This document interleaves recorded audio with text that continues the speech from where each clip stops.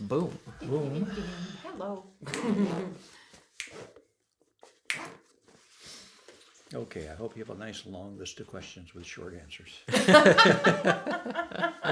I hope so myself.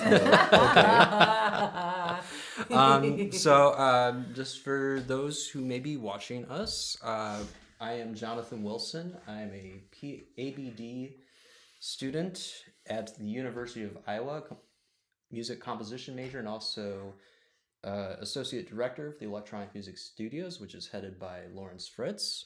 I am here today on May 9th, 2017 with Peter Elsea and Veronica Voss Elsea, who I believe still live in the Santa Cruz area in California. Yep. It's a little past 1:10.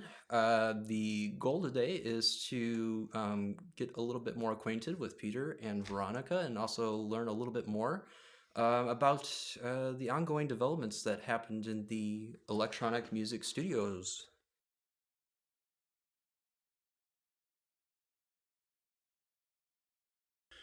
I grew up in Sioux City and came to spend a year as an undergraduate at Ames thinking I would be interested in physics, but my musical instincts overwhelmed me there. Pardon. So I transferred to U of I in 1966 as an undergraduate and took the standard band director curriculum with the idea of one day I would be waving my hand in front of a bunch of eager high school seniors. At that time, there was a war going on, and I was threatened enough with the draft that I joined the Army, and I spent 3 years in the Army, and then returned to finish. I had 1 semester left of undergraduate, just my student teaching was the only thing between me and the undergraduate degree, which Do you remember where you did your student teaching? at University High School, Okay. which is long gone, but I'm sure some people will still remember.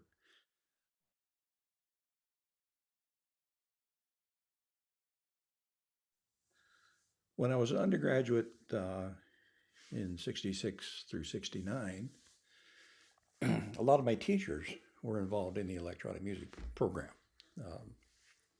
Robert Shallenberg, when I took theory with him, and I wrote him a paper. I was interested in electronics because of a high school crush I had, and I wrote him a paper on the design of a synthesizer, which he gave me a B on. But he was, intrigued enough by the fact that I liked the idea and that I did enough research to find out about oscillator circuits and whatnot, that he at least showed me the studios. He didn't, and this was the early studio. The Moog had just arrived, and he showed me around. So I got to know the studio that was that year in the Quonset hut, and the following year in East Lawn, and got to watch some of the graduate students. Of course, I was an undergraduate; I wasn't allowed to touch anything. Oh. But a few times I went in there with various people. A couple of times to play for people. I was a bassoonist. And just sometimes just sort of snuck in and had a chat with somebody like Cleve Scott while they were taking a break and they'd open the door. Yes. So I kind of got to know some of those folks. And that, that encouraged my interest in electronics. So when I was in the Army, I was assigned to a band in Hampton, Virginia called the Continental Army Band, which is kind of not the Army Band, but the other Army Band. Okay. Yes. And that band, they had every band in the Army had a recording kit. The recording kit, which consisted of Ampex tape recorder A441 each. Okay. Neumann microphones, Neumann U87 4 each, and a little Ampex mixer. Okay.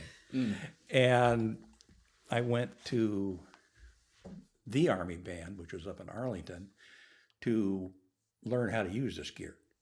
I had persuaded the folks that, hey, I know that stuff. I fiddled around with it enough that I was persuaded the CO that I would be the good guy to take over the recording activities for the band. And so they sent me for a week to study with a recording engineer at the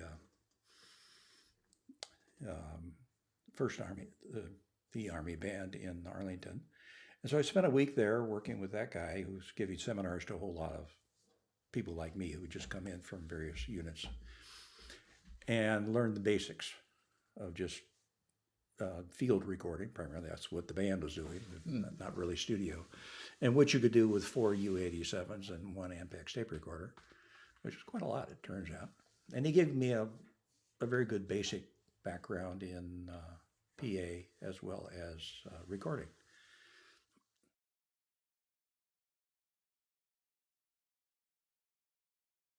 When I returned from the Army in the spring of 1972, I had to finish my student teaching. I did that. And then I decided to continue on and get a graduate degree because I didn't have much else going at that time. And so I stayed to do a graduate work and got involved in the electronic music program at that time as a graduate student.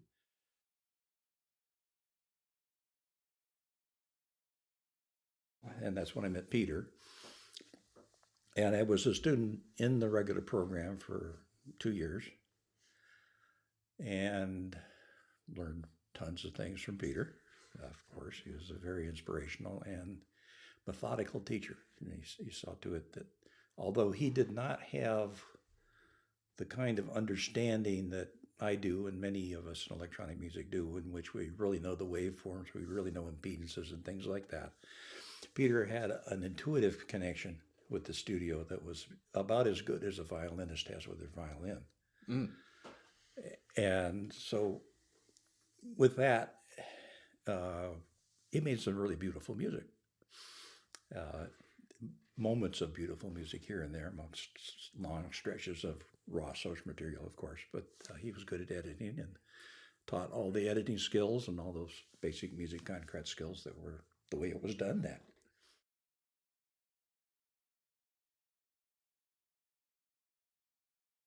Yeah, he got on very well with it. One of his favorite things to do, his approach to using the Moog was to start patching things. You'd think he was patching at random. Basically, he'd patch a couple of chords so he could get a basic sound, and then he'd start modifying that sound by moving the chords around and patching and patching. And then pretty soon you got to the point where you couldn't see the instrument because of the patch chords. And at that point, he would listen to it for a while because it always involved the sequencers and things were cooking along like crazy.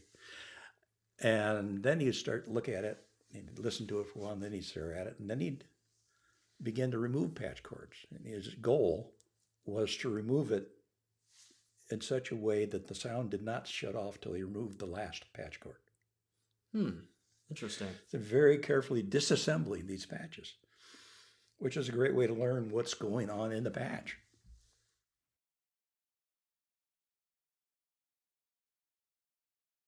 In my last quarter, Peter, we lost the technician who was a graduate student teaching research assistant job. The technician disappeared. I'm not exactly sure what the circumstances were. I knew that Peter was very unpleased with his work. And I saw him one morning and he was in a fret and he says, no, I lost Paul and now I've got to figure out, I got to find myself somebody, and I'm just tired of working with these engineering types who don't really understand music, and I've got to find myself a music major who knows electronics. And I just mentioned, hey, Peter, I'm a music major who knows electronics. To be truthful, I was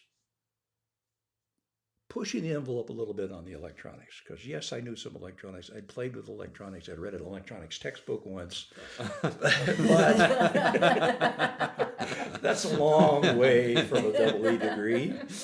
Yeah. And that but I was willing to learn on the job. But I did have the skills because of my Army work of making cables. I could do a very good soldering. I was also working at West Music Company as a flute technician and building and repairing musical instruments. Flutes, oboes, bassoons. Those were my specialty there, and that gave me a lot of machining skills and great skill with a soldering iron.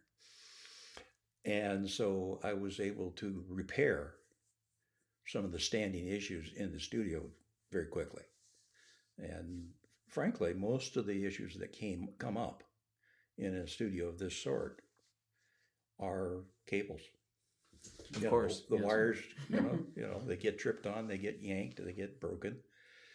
So for my first year, basically all I was doing was rewiring things that other technicians had put in and been kind of slipshod on.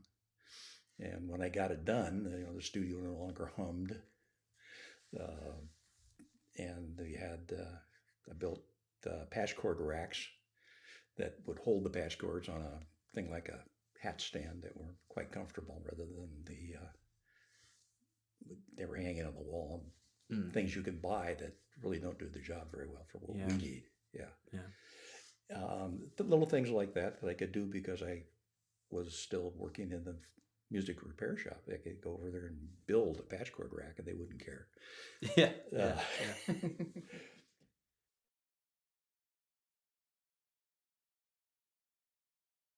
One of the things that was going on at that time was the first wave of do-it-yourself synthesizers.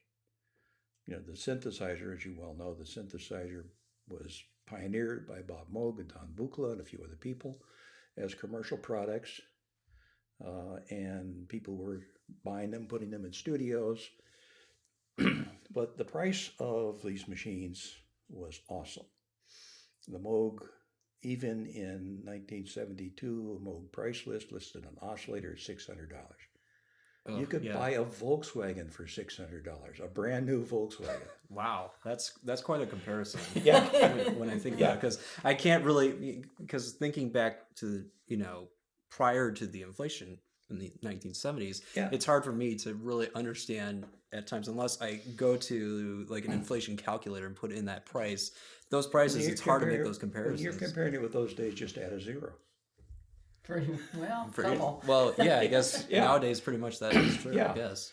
So there was, because of this, and because the electronics was building very fast. I mean, this was NASA days, right? We're going to the moon. We're going to do stuff. Van Allen was doing fantastic things over on Iowa Avenue, and there was a group of hobbyist electronics guys who maybe had done ham radio before, but were interested in synthesis. And there was a newsletter. And this was back in the day when newsletters were actually printed on paper, and somebody had a mimeograph machine, and they sent mailed these things out to people by putting stamps on them. Okay. And there was one run by a guy out of New England. It was called Electronotes.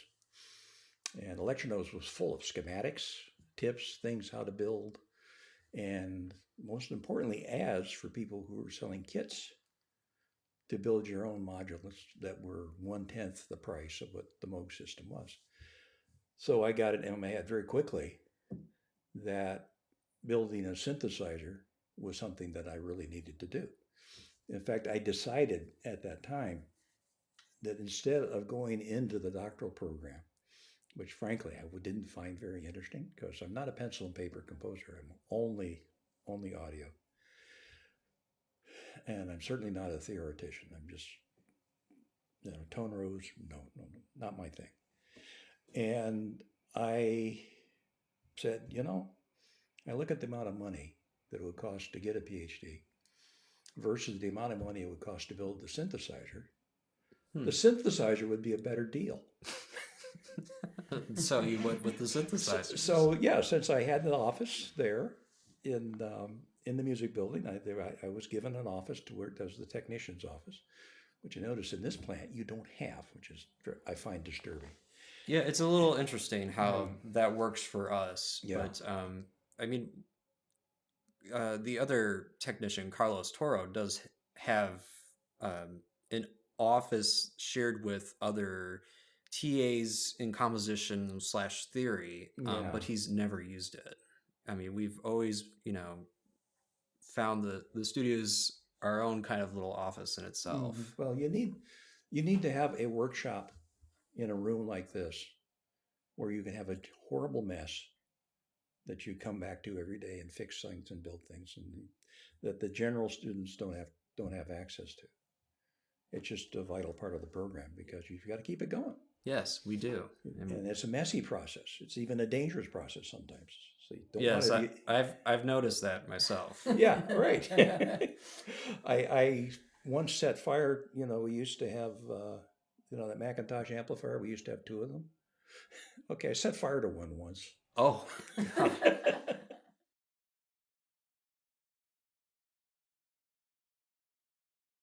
I was learning that stuff a lot of that on the job. I spent a lot of time just studying electronics and tinkering and building on my own synthesizer. And then when I got something working, then I would go into the studio.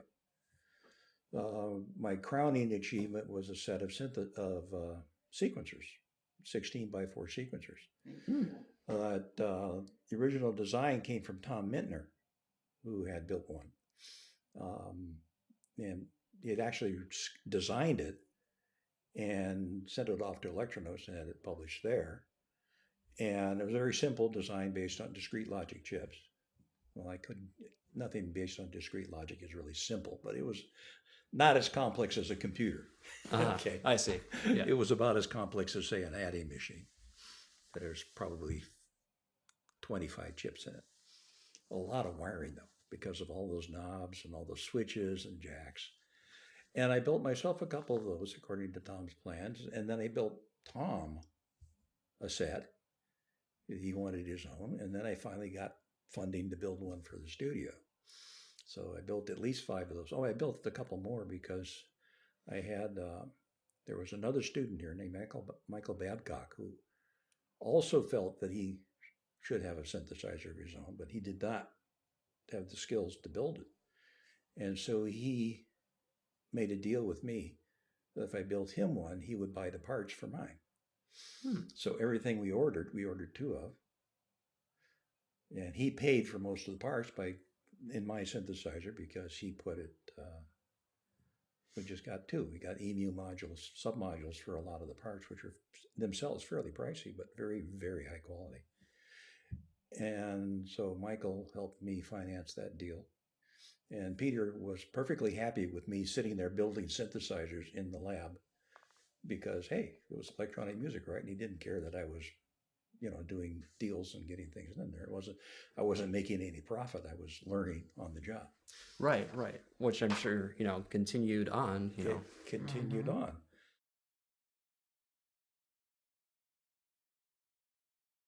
I built many, many projects for the studio, for the lab. They were generally small things, although I built a mixer, one of our first mixing console with linear faders I built.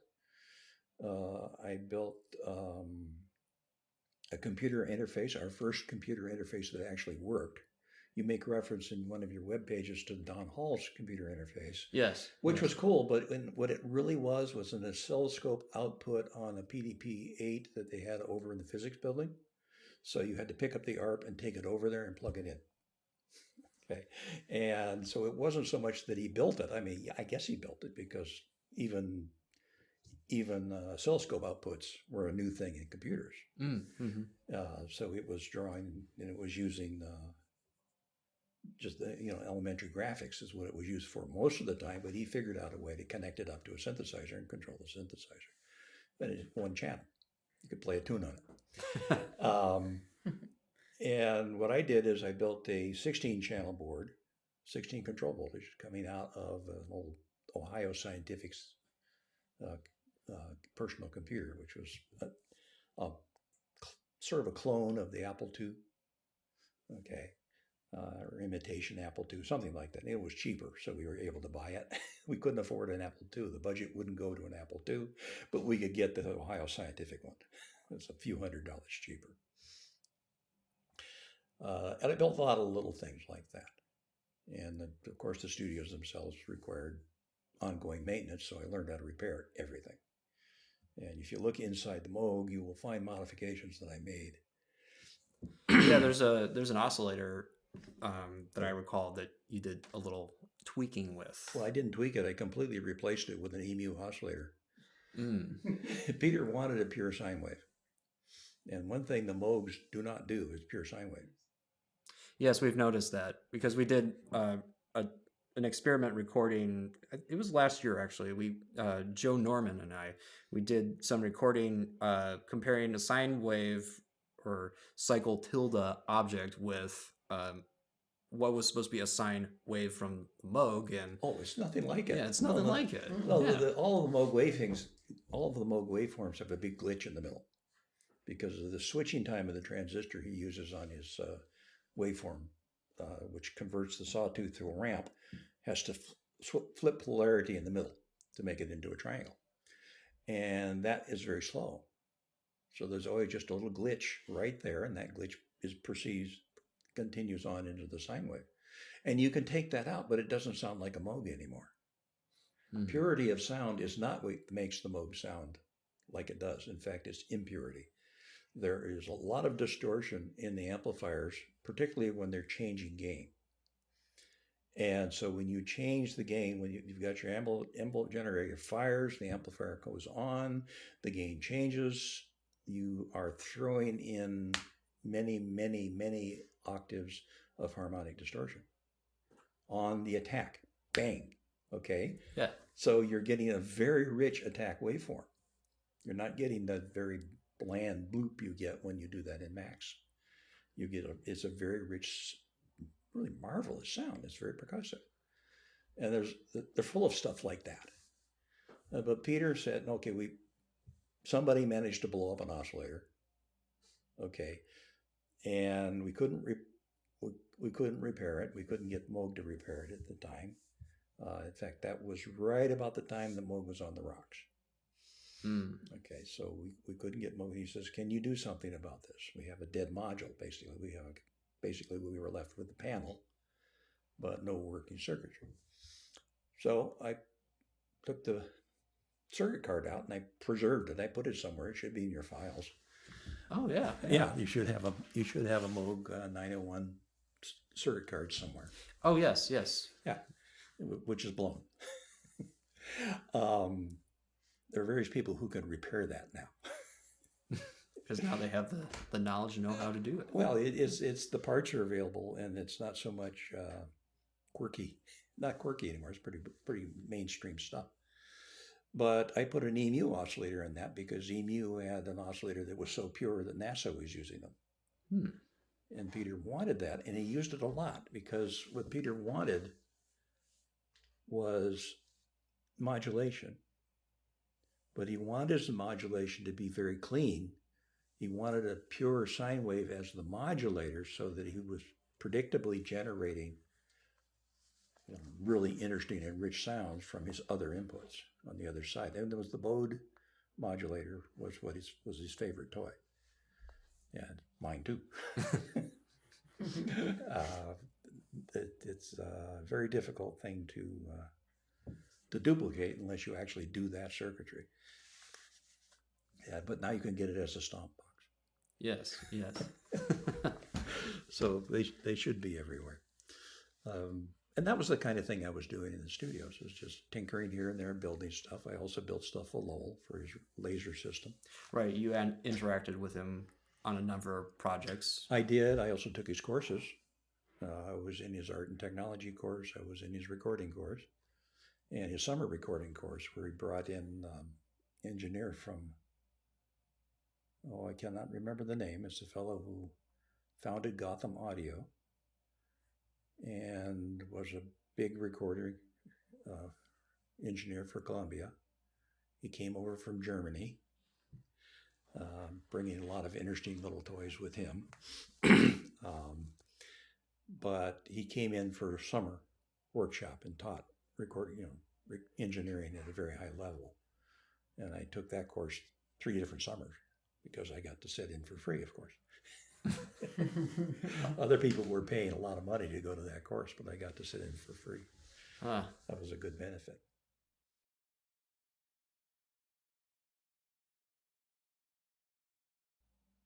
My duties gradually expanded to include teaching. First off, there was the famous semester when Peter went off to France, and we brought in a whole lot of famous folks. Oh, yes. That was just a wonderful year because I got to meet people like Morton Subotnick. But they were coming in for 2 weeks at a time here and there, and we had to keep a curriculum going, and the other course that Peter taught. And so I started teaching. I was their teaching assistants, which meant I was teaching the courses when we were between visitors or they weren't here. And I had to keep the course on some kind of reasonable, syllabus. So I got my feet wet teaching there. And then a few years later, around 77 or 78, I began teaching Studio One. First as a TA, and then they actually hired me to be an adjunct to teach Studio One and, of course, on band instrument repair. Mm-hmm. Mm-hmm. Now, in the course of all of that, as the TA, Peter came to me one day and says, "Well, I've got a student I want you to tutor." And that was Veronica, who was a composition student and had never been in an electronic music studio before, and had, was needing to take the course, but we needed to make adjustments for her.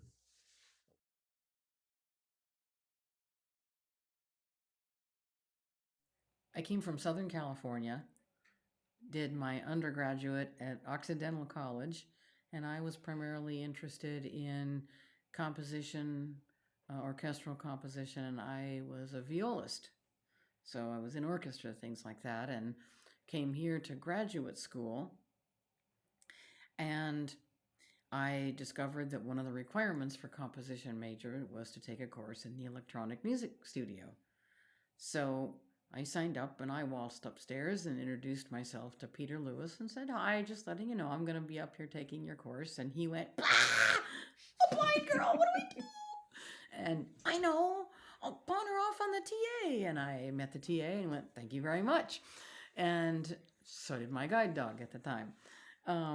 And so one of the first things that I did with Peter is we put lines on the ARP 2600 so I could quickly find one module from another. So we just had, what did you make those out of? Artist tape, drafting Yeah, tape. it was just taped. I found on your website, an old picture of the ARP where those things were shown. Yeah, I think that's from the 70s. Mm-hmm. That time. Yeah, because I came in 75.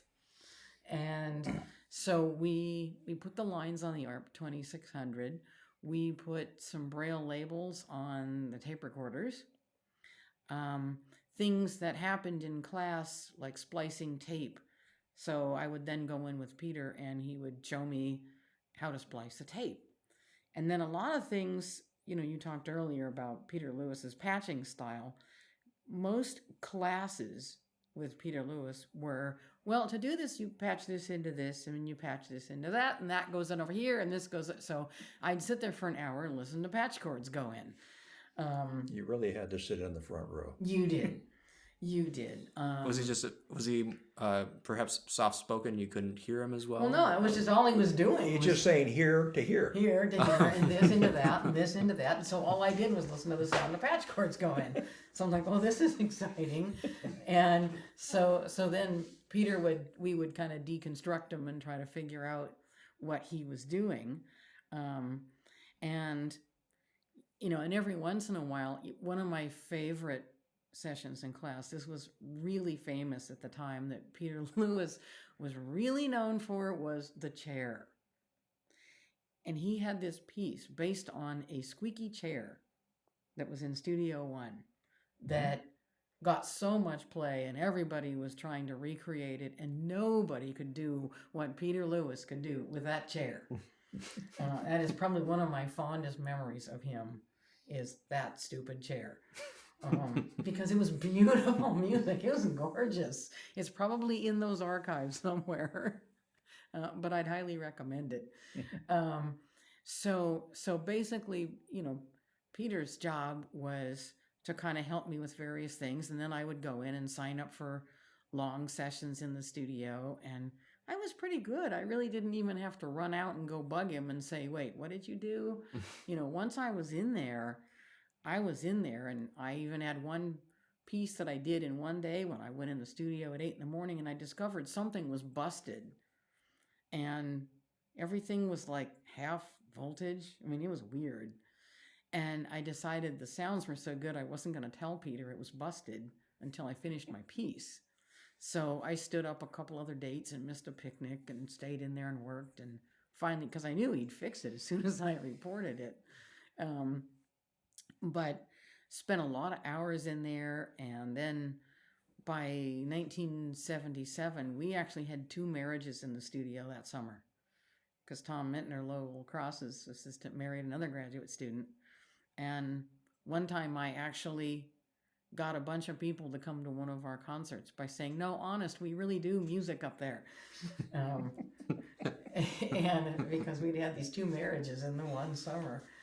And so mostly, my part up there, I was more interested in making the music, and I actually did a couple of, learned how to do viola plus tape and really keep track of what I was doing and find funny ways of writing scores for myself in Braille, and just doing the performing along with my other work and a lot of my music. And so eventually I think I got Peter Lewis past his initial trepidation, and we had quite a good time together. And that's how by the time we got married, I wrote my bridal music. I did that in the studio, and we did the music after we were married. We wrote that together on Peter's synthesizer. And so the big joke when we did get married was that, well, I married a synthesizer. He married me for my music typewriter. But he had the synthesizer and the tape recorders. And so we were kind of able to continue. But I was really just very much, and I enjoyed that year with all of the guests there, and had fun, and caused a fair amount of trouble myself, and kind of asked a lot of questions about, well, how do you turn this from sounding like a construction site into music? And so I was very much involved in trying to figure, because I'm a string player, and so despite my best efforts, I often was doing my best to make all these electronics behave like stringed instruments. And so kind of after that, I went on, and I continued on as a violist, and I was an ear training TA here under Thostenson. And so I kind of went on to do that, and I used my music typewriter to do lead sheet copying for some of the local rock bands for a while. And when Peter got the job in Santa Cruz, which we'll come back to in a minute, I continued on and worked as a symphony musician for a long time.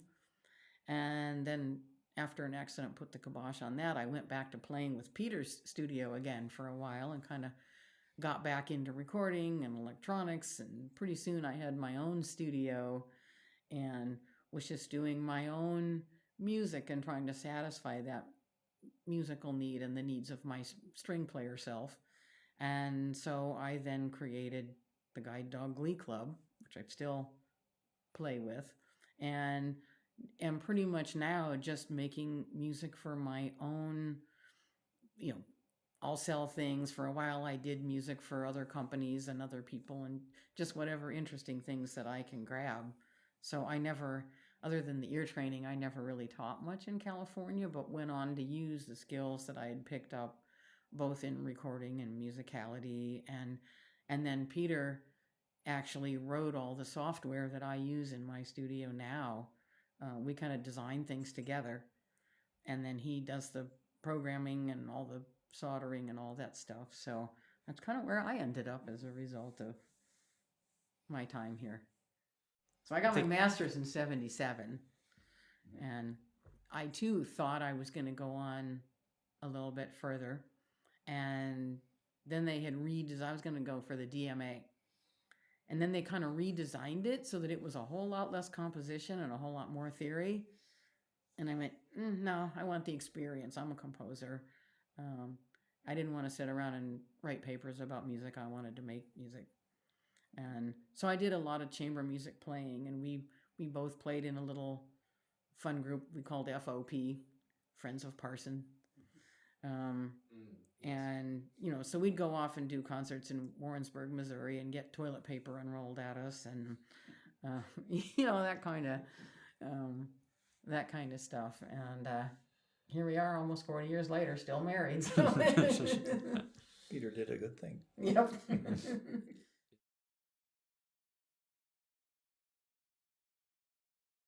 Basically, I was working in my office, and Lowell came to me and says, Gordon Moog is on the phone and wants to talk to you.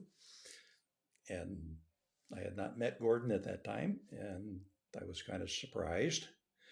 And we talked on the phone a bit, and Gordon asked me about my experiences doing electronics and other things. And then he offered me a job as his technician and teacher, technician/teacher or teacher/technician, whichever you want, at UCSC, where they were just getting a program going.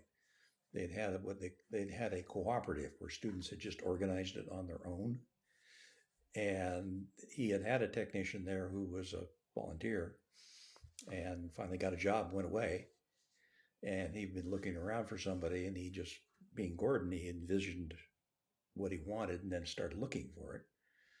And he realized very quickly that he and I spoke the same language. Building instruments, yeah, okay. Building circuitry, designing compositions based on interesting circuitry, all of those things, we resonated well together. So at the end of that phone call, I was hired at the University of California. So we packed up everything we owned into a U-Haul and went. And still to this day, you live there. And I still live there. I retired in 2013, not because I was tired of it, but because my hearing had gone south. My hearing was not damaged by being in electronic music. I always make this clear.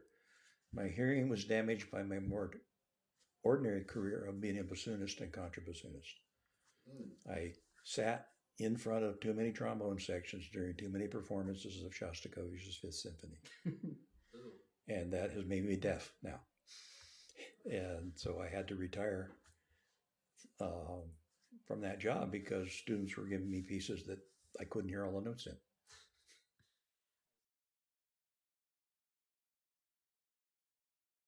Remember, I originally came into school with the idea I'd be a band director. And the music I wrote at that time was band music. I wrote some in the Army. I wrote some for various classes. And so I was very much in that particular band. And of course, at that time, Iowa was not only a big thing in electronic music, but very big in symphonic band. It still is, I suppose. But we had people like Carol Husa were coming to us to do their premieres. So that was a very, very, the Pearsall days, really, very, very powerful band music. And Davis, Jim Davis, what's his first name? The percussion teacher, band director. What was his first name? I'm working on it. Okay, we'll come up with that later. You can look it up.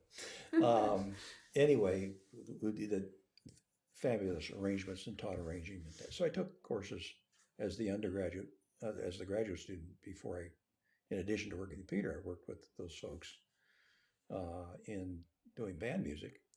And I realized pretty soon that the thing I liked most about the band music was the tone colors you can get out of a band. You know, the really great sounds of the deep clarinets and the baritone saxophone and those combinations. And I brought that kind of sensibility over to the electronic music I was making, where I was very interested at that time in just expanding the sound palette. finding great new sounds. Once a Armenian poet accused me. He said, if you heard the voice of God, you would be more interested in what he sounded like than what he had to say. No, so remember the fellow Ohan brought in. We did. He was a guest at one of our concerts. I can't remember. I could never pronounce his name, so I don't remember his name. In any case, that was kind of my feeling at the time. I felt that, okay, I'm comfortable with all the traditional compositional issues of section A, section B, okay, sonata form, all those things have been drilled into me like crazy. But the real experimental research edge of music was making sounds. So that's why I was building circuits. I was building circuits that would make interesting sounds. And then I recorded these sounds on tape and reassembled them most of the time I was doing. I have to tell a lie. It wasn't my favorite way of working on tape. It was just what we had. We didn't even really have multi-track yet. Okay, we had a 4-channel tape recorder. So I was working with my synthesizer. A major part of my synthesizer was a control system. The sequencers were just part of a very elaborate digital logic system, which was inspired by Salmar. Salmar Tirano brought the Salmar construction here. He loaned me a set of the plans. Actually, he gave them to Tom Mittner, or Tom had the copy, and I looked at them, I studied them, I learned exactly how that thing worked. And I took a lot of the ideas out of that into this. And the idea of it was you push, it's titled up into the title I give to almost all of my performance pieces, which is, it's supposed to be automatic, but you have to push this button. Okay, that comes from a John Brunner novel. And my idea of a good synthesizer piece at that time was that I would set up something complex on the patch, and I'd turn it on, and the piece would evolve through section A, section B, sonata form, or whatever I wanted. And it would actually be a composition, not just a random bunch of very slowly mutating sounds. We made jokes about a lot of the pieces there. Yeah, we did. We did, because, for instance, there were pieces that were coming out of NYU that came out on a record, where there was a Buchla synthesizer going, and I swear I sounded, Morton Sabatnik was there for a year, and he didn't take his patch down because Michael Tchaikovsky was doing exactly the same kinds of sounds in exactly the same kinds of ways for the next 3 years. It was there was a piece called In Tropical Paradise that was recorded, and it was very clearly using random voltage sources on Buchlas.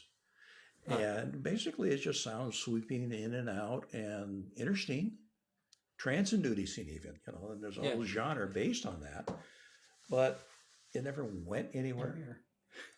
It never even left. Okay, it was just this interesting evolving sounds. And a lot of people love those, and I've done them my share of those. But what I really wanted was to marry hundreds of years of musical tradition to electronic music, so that we had, without being switched on Bach, we weren't just picking up new timbres and playing the same old notes, but we were taking sound, raw sound, and reimagining music based on the qualities of the sound with forms that are reminiscent of what was the music, but was appropriate to the kinds of things we were playing. And that required, circuitry. In the 70s, that required circuitry. When I got to Santa Cruz, I continued to build synthesizers. I built several synthesizers for Santa Cruz, one of which I have reclaimed. They were going to throw it away, so I said, hey, I can use that. And I will fix all of the broken pieces and get it working any day now. It is working. I call it the Zombie-tron because I brought it back to life after 20 years in a closet. And that was connected to a very early computer system that Don Buchla put out. So I began learning to program. And I took in the interfaces, as you said, the last thing I did before I left here was the interface between the Ohio Scientific Computer and the Moog. And so I built another one right away. They had the one by Buchla, and I built another to do experiments in computer control and synthesis. And I worked in that for many years. And Max came along. Max MS, it wasn't MSP yet, it was just Max. And Max came along, but it turned out to be a perfect controller language and for the MIDI world.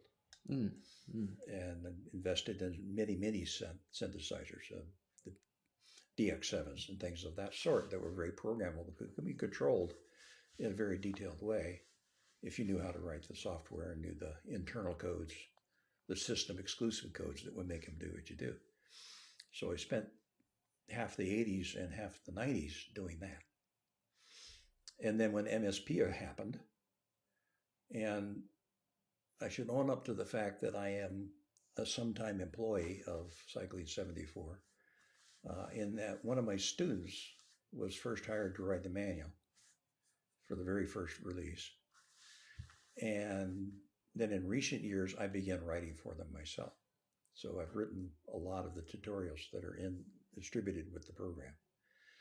And I've written a set of objects to go with it that are pretty well known. In the early days of Max, it came with a set of 40, 50 objects, most of which were very basic math. And that was not enough to do music. Serious music. You could do tricks with it, yes, but not serious music.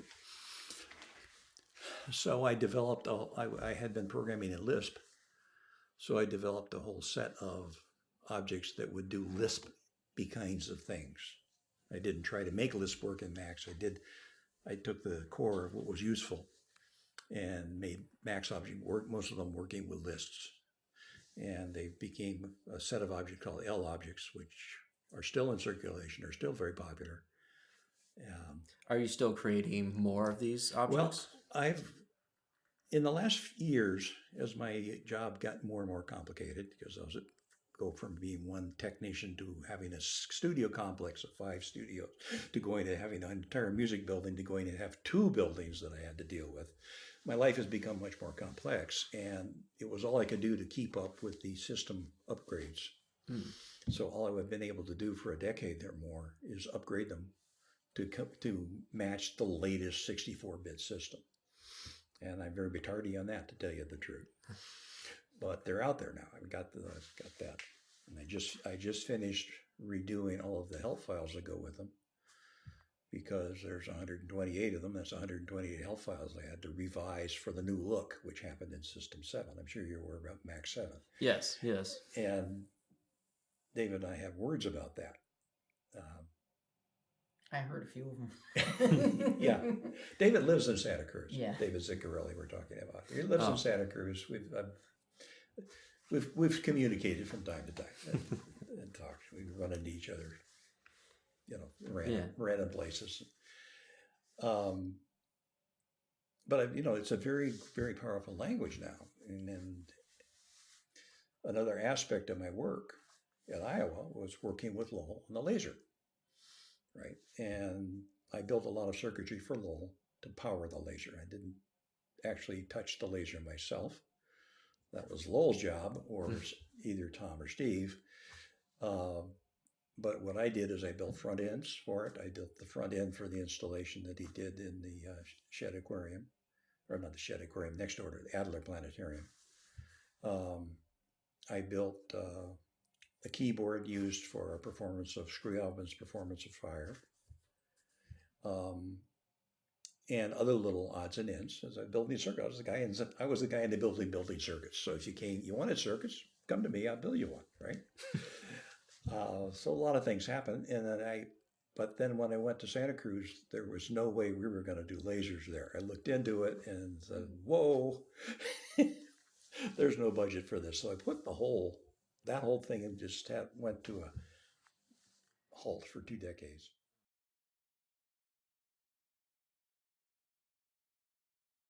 He was a professor here before he went, I guess, San Diego, went to work on Carl. And it was pretty straightforward classroom experience. You know, he'd lecture, I'd take notes, I'd do tests. The only thing is that when it came time to do what he wanted a theory paper from everybody. And my reaction to theory is about the same as my reaction to poison ivy. I stay as far away from it as I possibly can. Although my later work puts the lie to that, but it's not something that I enjoyed, particularly not in those days when everybody was into very fine and set analysis and all this stuff was just being developed, and it was going off in a direction that I knew enough math to know that's totally wrong. And he had also his course, which used Snowball in a computer language. Yes, he was famous for using Snowball, but I did not get into that. It was a graduate course, and I wasn't there. And he got Snowball written, and he was using it to write out pencil and paper music, basically. It would spit out a chart of numbers, which he would transcribe. The whole computer music thing at Iowa was very, very primitive. In fact, it was non-existent, I have to say that. Even in the 70s, when Tuck Howe came, he tried to set up Music 4. And frankly, in those days, the computer community was so insular. There was a famous book written called Computer Lib in those days, in which it described the keepers of the computers as a religious sect. All right. You had to go through an alkalite ship in order to get into the room where you could get into the room, you know, where the computer was. And that was very much what was going on here. There was a building. I guess the building's still there. But the idea of a personal computer was way in the future. All right. There was the building. There was a window. You would do your work on a deck of cards. You would hand the deck of cards through the window. You'd come back next day and get a readout with all of your error messages. You would sit down. You would correct your deck of cards. You would hand it through the window again. And next day, you'd come back. You'd get another list of error messages. This was not for me, and it wasn't for a lot of the other musicians either. Yeah, I can imagine. And Howe, he was just here for a couple of weeks, and he had the tapes, he had the things to install it. We had the same kind of computer, the correct, because in those days you couldn't even trust a program to run on one brand of computer, wouldn't run on another. But he did have the correct type of tapes for the computers they had, but he ran into so many administrative hang-ups that he couldn't get the program up and running. So it kind of died off again. And the next thing that happened was a couple of years later, I got the first Ohio Scientific, and we started programming in BASIC and assembly language. And then from then on, I was all personal computer guy, and I kept a distance from IT people in general. Salt of the earth. My best friend is married to one. They're great kinds of folks, but I have to say that in those days, the attitude of the IT people was very difficult. They were very difficult.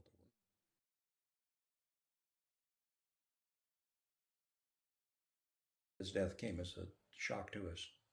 We did not know, and it was very sad. Way too soon for him. He deserved another 2 decades at least, because he was just coming into his prime as a composer. Yes. He kind of had, like all of us as composers, we have difficult times. We have times when we are churning out the music like crazy, and Peter had a period like that in the 60s or so when he did a lot of just ordinary string quartets and whatnot. And when he was in Iowa in the early 70s, he was just so busy trying to get things together, getting them working in a teaching load. And he would only get a piece done about one or two a year. And they were mostly experimental. I mean, he was he was working with a video system at the time. We had this called a quantizer from Southland or Sutherland, and he and a friend who was a filmmaker were putting together experimental films using this color quantizer and video feedback. And he was then making soundtracks for those films. So he was both editing the films and working on the soundtrack. It's a very laborious process in those days. Yeah. So and he did several of them. There's only a few that have ever got names and got put out there in the world, but he did several. And each one was amazingly time consuming. So that really slowed down his compositional thing. I really feel that, the tools of the 80s and 90s would have been just perfect for him. Yeah, they really would have. Yeah.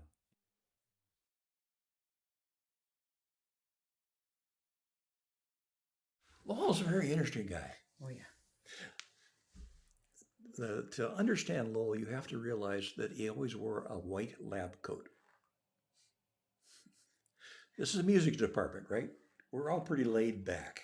I mean, okay, Professor Looper still wore a suit and a tie. All right, that was about it. Yeah. Jaime wore polo shirts. We all wore just ordinary relaxed clothing. But Lowell always came to work wearing a white lab coat. And the evil scientist jokes were everywhere. Oh, they were. And those of him who worked of him, we were not his assistants, we were his minions. Right. And Lowell's passion is recording. Right. And, he's a great collector of microphones. He has, classic microphones of every ilk. He wrote, for years, he wrote reviews of microphones. He would get some new microphone, he would put it on a system he had where he'd compare it with existing microphones. He'd get somebody to play the violin or something and record them with about 8 different microphones, some of them new, some of them standard, so he could compare them and he'd say, well, this is like this is like this. And those were a standard reference in, it would have been one of the studio magazines, Studio Recording Arts or something like that, one of the magazines of the era that were, and everybody in the industry, you could make or break a microphone basically by his review of it. And he was always making sure that he had the finest of audio gear in the recording studio. And the recordings that he made were state of the art, remembering that the art was 1972 to 1980. When I knew him, I'm sure when he went digital, I'm sure he did the same thing, was state of the art. And he was just very, very particular about getting things right. That made him a little difficult, but then I was surrounded with people who were very, very particular about getting things right. Next to him, next to Jim Dixon, Lowell's a pussycat. So it was just part of the culture at Iowa that you did good work. You got things right. So Lowell fit in that way. He kind of kept to himself in his little tower, but there was also the issue that in the design of the music building then that there were most of the rooms, the important rooms, had windows that Lowell could look out and see what was going on. Everything. So you kind of got the feeling that he was up there watching you. And that was fun. But with Lowell, I got to meet a lot of really nice people, really great people. People like David Tudor came in to work with Lowell and do things. The list is very long. You've got the list already. Oh, yes. It's a very long list. Right. It's a very long list of people he knew from his New York adventures and really respected him and respected his work. And he did, serious engineering for people. So it was not unusual for somebody who was a name recording artist to come out and sign up, handshake or clap and get recorded by Lowell. One of my favorite Lowell recording stories actually happened as part of my viola lesson one day, because another graduate composer had written a piece for viola and William Prussell was trying to play this piece. And let's just say it wasn't very playable. So then it became this challenge, for all of us to come in one day, and he was kind of, Mr. Prusel was kind of daring, you guys want to play this measure? And you want to try this measure? And he brought us into part of his recording session on this piece with his graduate student. And no kidding, of course, all the editing back then was still tape splicing. There were 142 splices in this one measure. Jeez. And we were watching Lowell, because Lowell was actually doing it, trying to do all these splicing. And we were like, we dare you to try to make this sound musical when you're done. But it was kind of, for all of us that were there, as a composer, it was a really good lesson about, what not to do to your performers, and just, here's the havoc you cause. And Lowell, the whole time that this was going on and he was doing this, was just laughing. Just busting up laughing.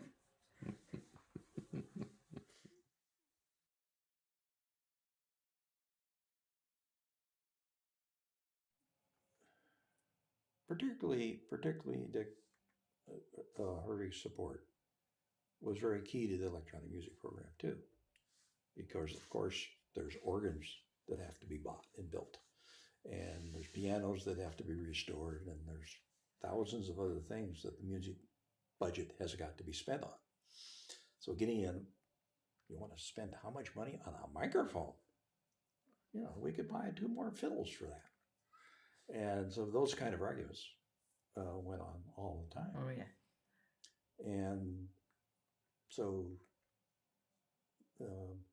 Ginny and Hervig were basically the backbench, helping keep the Yes. electronic music program going, particularly in the years when the Center for New Music money was drying up.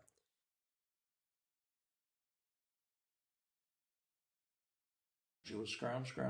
I mean, we had no fixed thing. And one lesson I took from Iowa, and then when I went to Santa Cruz, I insisted on, is I need a yearly line item budget. I need to know exactly how much money. I don't care if it's only $500, but I need a yearly budget number that will go to the electronic music program. And over the years, the number was able to be expanded, of course, but it really did start at $250. I knew that first year I'd have $250 to rebuild one studio and open a new one. Ugh. So tons of scrounging was going on. Yeah. That's the name of the business everywhere, scrounge. It still Yeah. is. But in those days, the money would come in odd chunks, really surprising chunks, or it would come in year-end funds. The year-end funds scramble was probably the most interesting. Because Lowell, for some reason, Lowell was kind of the mediator of this. Jaime talked to Lowell about the budgeting for technical. I have a hard time imagining talking to Peter Lewis about budget. Yeah, things. Peter was not a budget. He wasn't into the practicalities of the thing that I was aware of. Not so much. And what would happen is that Lowell would come to me and say, okay, the fiscal year ends on next Friday. This is Monday. Fiscal year ends Friday. And I've got year-end funds of $8,200, which was a serious piece of change. You've got until Friday to get requisitions together for enough equipment to fit those numbers. Jeez. And that would be all we would see. And so I would have to do a lot of research. And research was not just looking up on the internet. Yeah, I mean, that's not the same thing. I mean, you got to have lots of catalogs. They gave me a telephone with long distance privileges, which was hard to wangle.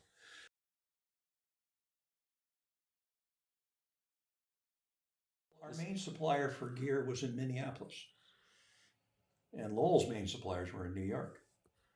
And we knew these companies, we knew reps at these companies, and we would call them up. We would say, okay, I've got the funds to get a new 4-channel tape recorder.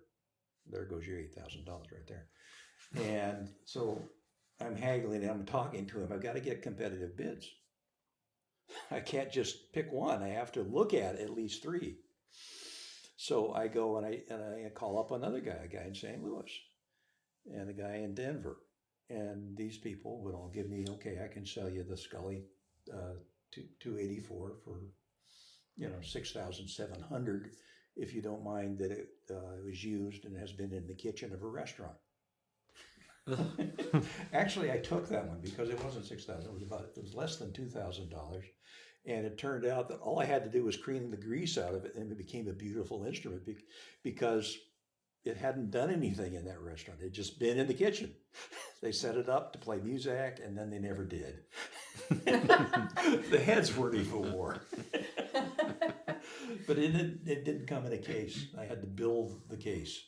I had to build something out of looked like a hand truck, really, to move that around. You had also local shops too, for getting certain kinds of things, here and there. Not so much. Oh, really? Not so much. No, there were no local. All of our electronics parts came from mail order, first from Allied Electronics, and then Jameco started up. Began getting things mail order from Jameco. But frankly, the real source of wire and things like that was about once a year I would go up to the surplus place at Rockwell Collins, and where they would sell the wire by the pound. Yeah. Very expensive Teflon insulated wire at 4 cents a pound, and I would fill up the trunk of a car. Wow, that's a lot of wire. That's what the Firebird was used for. Yeah, I remember. I would fill up the trunk of the car with parts and interesting stuff that I could get out of Collins, which was primarily nuts and bolts. And the transition from plug-in telephone switchboards to digital switches was just beginning. And that was a godsend for us because we went over to Collins and they had a whole row of these nice heavy-duty switch patch bays. And so I got twice as many plugs as I needed, and then mixed and matched, finding ones that were working and ones that didn't work so well, and pulling them out and building patch bays out of things I bought for $1.85, and that came out of my own pocket. Yeah, I mean that's the way the studio was funded in these days. We did not have a dependable source of funds. We just had these spurts of money that would come up.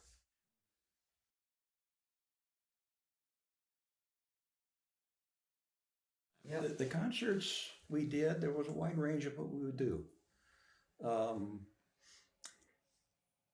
A lot of the concerts were simply sit down in Harper Hall and listen to a tape recorder. Okay. I found a lot of those rather boring. Yep, me too. You turn the lights down. But there's nothing much going on. So I would always try to jazz them up a little bit. So one concert, instead of looking at an empty stage, I set a candlestick out there and lit the candle so we could all look at the candle while the music was playing. And of course, a lot of the performances were actually instruments plus electronics. Right. Tape plus trombone was a very popular one, for instance. Right. Or trombone.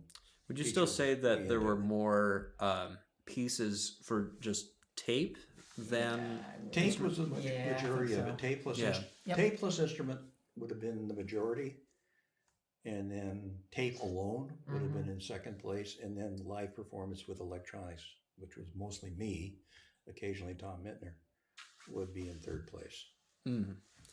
I see. So it must have been just something that I guess you had a greater expectation of producing, is getting pieces that would have a performer of some kind, or maybe even more than one performer, depending on the situation. Yeah. Right. I mean, the business of... Or the performer was the composer. Yeah, very often. Yeah. But the idea of checking the email piece, which is a cliche in modern days, is nothing comparing to the watch their tape recorder wheels turn piece. Visually very, very unexciting. And, some music can survive that because it's great. But a piece with percussion and tape is much better. You've got a percussionist, he's interacting with the tape. It's very difficult to perform. We happened to have a performer around who was brilliant at that, Steve Schick, whose recording of the Stockhausen Cantata is still, the prime recording, the touchstone of every other recording around, which Lowell, of course, did. But I was really interested in expanding that, and a couple others were. Also, at that time, Fluxus was a going concern. So a Fluxus type piece was fairly common on any concert, any of the composers' concerts. Somebody would do something conceptual or Fluxus-y.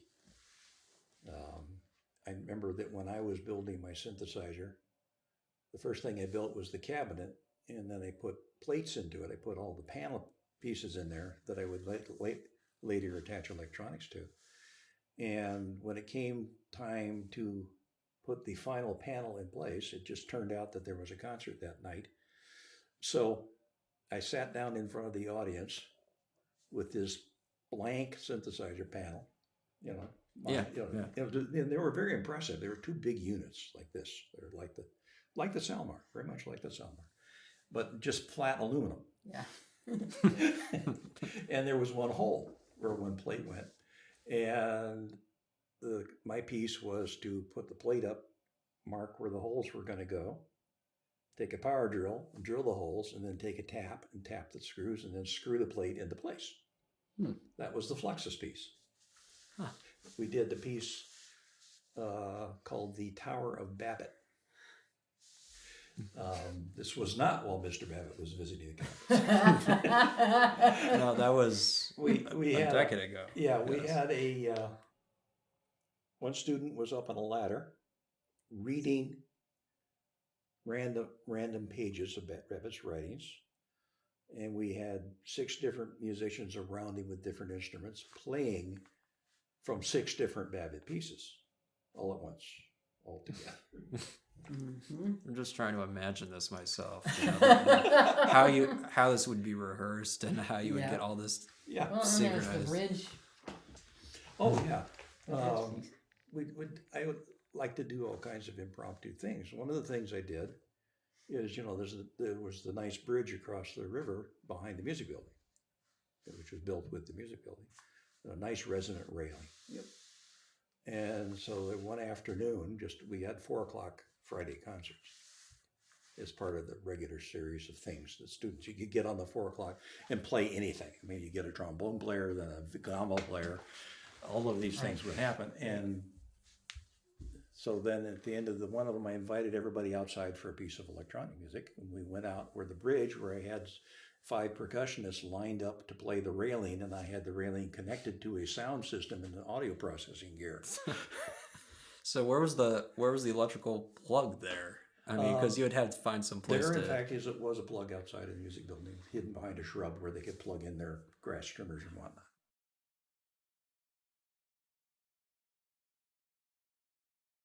Another piece I did, working at the music store, we got a lot of really odd instruments came in as kind of abandoned or in trade. And at some point, we acquired at the music store, they acquired a string bass that somebody had painted red, white, and blue. And they come in and they say, well, how much is it going to cost to repair this bass? And they give an estimate and say, oh, Lord, it's not worth that much. It's red, white, and blue. Here, you keep it, I'm out of here. So we wound up with this thing. So I bought the bass from Pearl West for $15. He's got to make a profit. Yeah. I took it home, and it was in my apartment for more than a year. We were tripping over this string bass. Yeah, it was just sitting in the corner.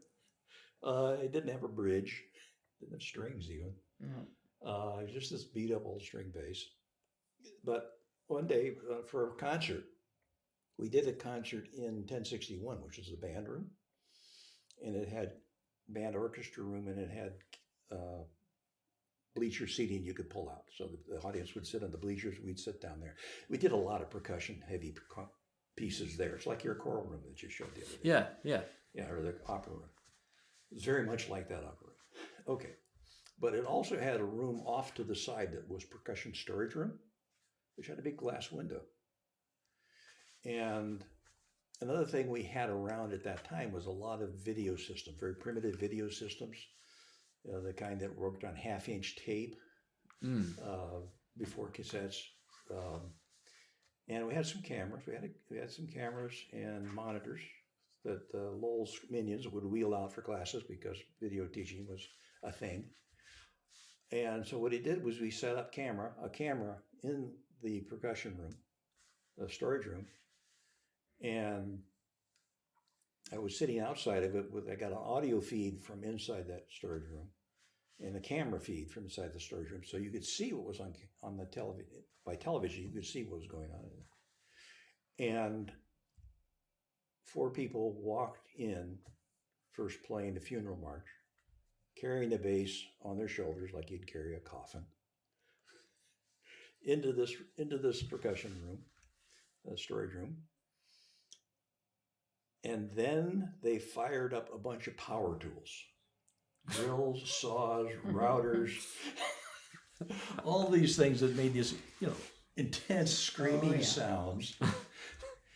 And they tore that bass to pieces. They reduced it to sawdust. Jeez. While the sounds were being fed out into the sound system by way of the Moog and a couple of other audio processors. The modulator was certainly there. And so what the audience was hearing was this agonizing sound, for about, it doesn't take you very long. It was probably about 6 minutes long. This agonizing sound, but it was okay because we were watching it on television. Just like we were watching the wars on television at the time. And it was okay because it was on television. Never mind the fact that, death and destruction are happening. Yeah, so the bass part, you weren't seeing that on the stage. It was it was off stage. Right. Deliberately off stage, but shown on television, which gives you the detachment. And it was a social statement on the detachment of the. Basically, you see it on TV, you become inured to things. Yeah, yeah. So there was a social. Oh yeah. Oh yeah. I was sometimes kind of snarky. That was the word I guess you say in the things I would do.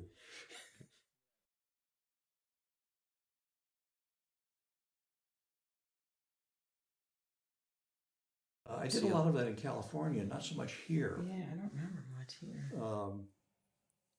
There was one guy in town who was in a junior high school who would set up a program in what had been the home economics classroom of their studio, where students were basically, this was the 70s, but they were doing circuit bending. And I went over and worked with those kids a couple of times. Was that something that was part of your job, that you would do stuff like that? Oh. No, it's just a friend asked me to do something, so I did it. Okay. As far as tours, we did not have formal tours. And when band camps came around in the summertime, the studios were shut down. So nobody was really doing any work in the summertime? No. Summertime, I was here. Tom was here. Lowell's here. One summer when I did. And then you came, we had keys and we let people in. Oh, so I was special. I got the old girlfriend summer special. You got the girlfriend summer special, yeah. And a lot of people did, a lot of people who had to. Alex came in and did the stuff, and various people. Yeah. The thing I always found out about summers was everybody said they wanted to work, but they didn't really. The main studio guy was Dave Olive.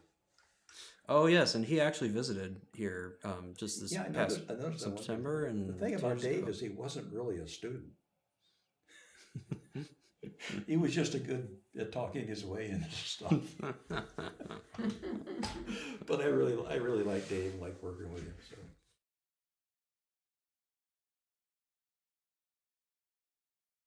Well, it was my career. It formed me for the rest of my life. Since then, I have gone on to do work with Max MSP, including the video elements of it, in which I used to finally gratify those urges that had started out with working with Lowell and Laser, and gone on to develop software in the realms of algorithmic composition, and working with David Cope in his experiments in musical intelligence. We have been teaching a workshop in that for many years. We just closed. And we decided that, okay, we've taught it for many years, and many years is enough, so we stopped. But we were teaching a workshop, algorithmic composition, based on ideas that some of those I learned from playing with the Synthy and the Buchlas and the Moogs. And 33 years as associate, and then the only director of the electronic music programs, and having taught nearly 600 students, many of whom are out there. You have heard their work, I know, because many of them do sound effects or scoring for major motion pictures. So I know that you've heard these. Yes. I mean, I've got a student who's working on episode 8. That's oh gosh, yeah. So these there's been very, very satisfying career for me. Not particularly remunerative, but satisfying.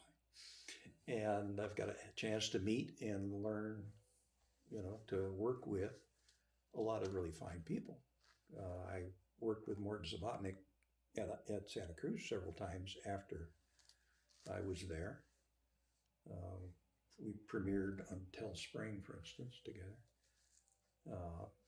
And just really made my life happen. So I have to Iowa to thank for that. Well, I always tell people that I got my BA and my MA and my MRS, and they go, "What?" Yeah. But really, I think what Iowa did for me is one of the things that was different about Iowa compared to a lot of other music schools is that it sort of made music, and excellent music at that, just part of being normal life. It wasn't so secluded.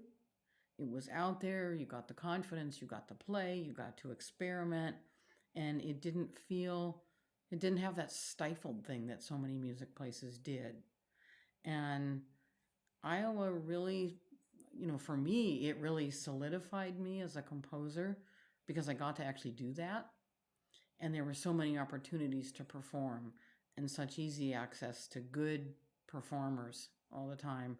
And I don't think as a composer I ever came close to that once we moved out to California, in terms of the performers that we had around to play with, and just that kind of stuff. And now it's like, everything's available for everybody, and gosh, you can just put GarageBand on your phone and you're a composer.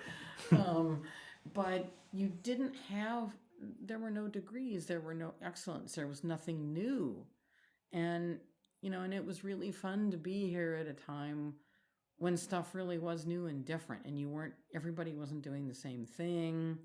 And so it really shaped me as a composer, as a person, and as how I approach things that I don't think I'd have gotten anywhere else. Just because of how they allowed us to do things. And I hope they have some of that left now. Yeah, I hope so too. Well, it's been a real pleasure. I've really enjoyed having the chance to talk with both of you about how things, came about here in Iowa during the 70s. And for those of you who have been watching, thank you very much for, being part of our audience.